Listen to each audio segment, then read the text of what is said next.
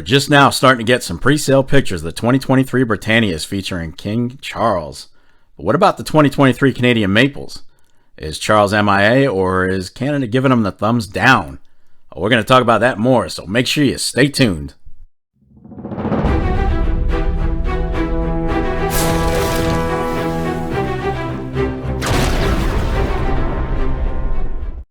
YouTube, what is going on? Welcome to another episode of the Silver and Gold Stack Attack. Now, before I get started, I want to take a second to thank everybody for the amazing support you've given the channel. It really is appreciated more than you know. Seriously, I mean it. You guys are the best. Now, today we're going to talk about King Charles' imminent placement on the Britannias for 2023. They're going to be out there for public consumption here very shortly. But we're going to dig a little bit deeper into why he's missing from 2023 Canadian Maples, and if there's a chance he might never be on them. The plot thickens. Let's roll it.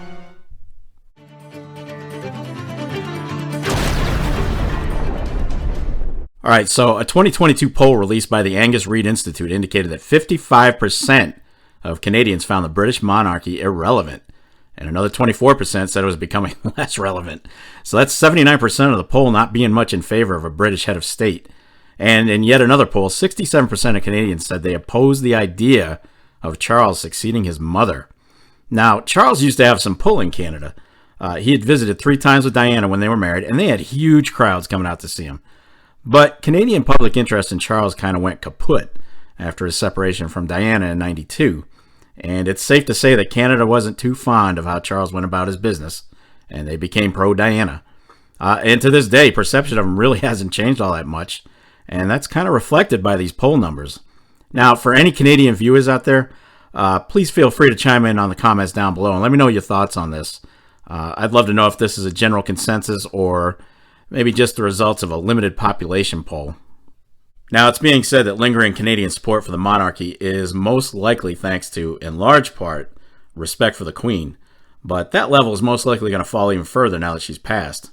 And one official made this statement, quote, "The lack of motivation around making a change really has to do with a genuine affection for the former Queen as much as anything."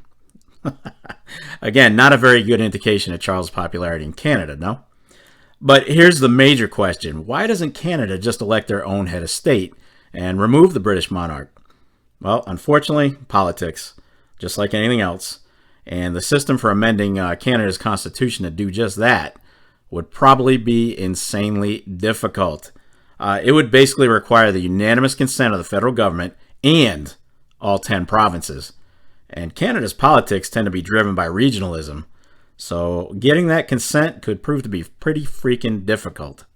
Now, all that said, it's not entirely impossible to replace a British monarch as head of state.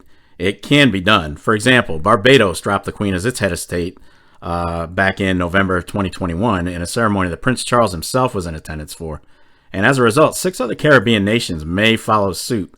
Now, despite its new status, Barbados has actually decided to stay within the Commonwealth.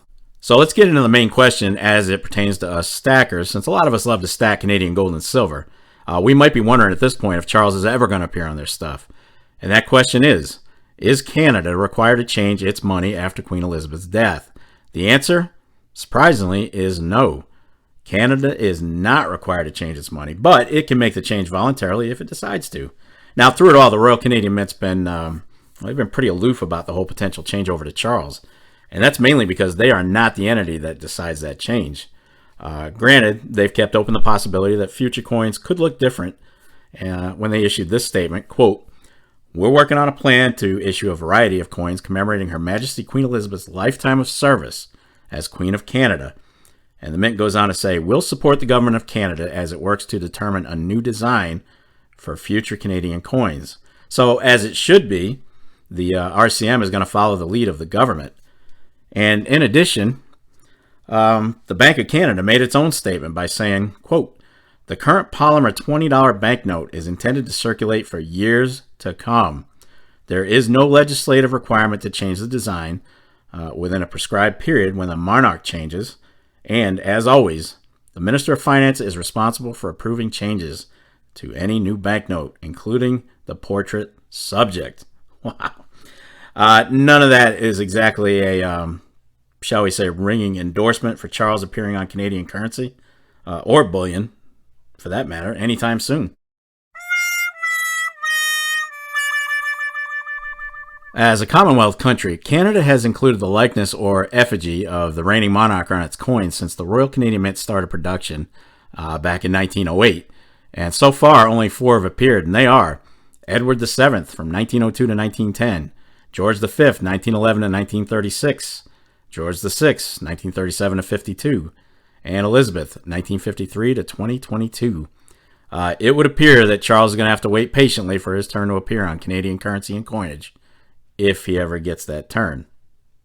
And sure enough, as we look at this slide of the 2023 Canadian gold and silver maple leaves, the Royal Canadian Mint stayed true to its word by keeping the Queen on the bullion, with only a slight modification to the left, and you see it there on her left, showing the years of her service as Queen.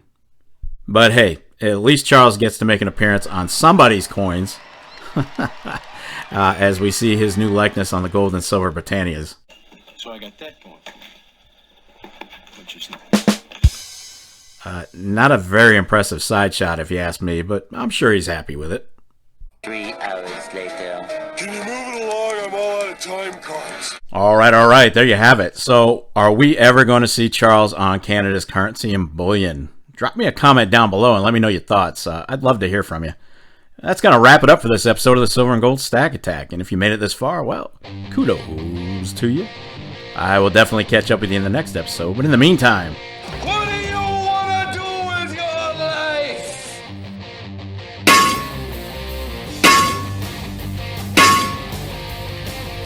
you're damn right. Get stacked. Stay safe and be well, everyone. I am out of here. Peace, folks.